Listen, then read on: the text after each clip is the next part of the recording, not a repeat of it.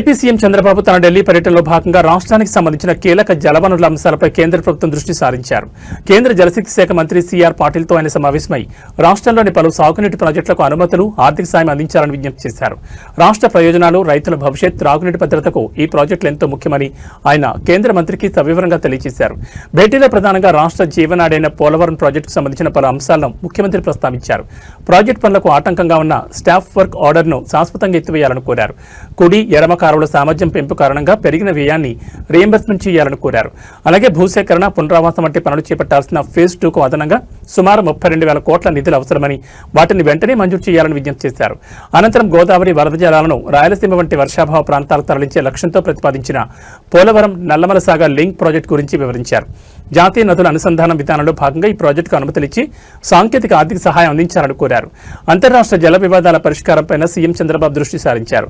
ఆంధ్రప్రదేశ్, ఒడిశా మధ్య ఉన్న వంశధార నదీ జలాల వివాదాన్ని పరిష్కరించేందుకు ట్రిబ్యునల్ తుది నివేదికను వెంటనే గెజెట్లో ప్రచురించాలని, తద్వారా నేరడి బ్యారేజ్ నిర్మాణానికి మార్గం సుగమం చేయాలని కోరారు.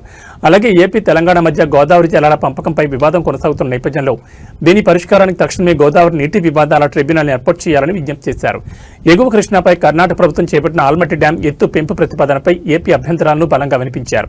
డ్యాం ఎత్తు పెంచితే దిగువన ఉన్న ఏపీకి నీటి ప్రవాహంపై తీవ్ర ప్రభావం పడుతుందని ఆందోళన వ్యక్తం చేశారు.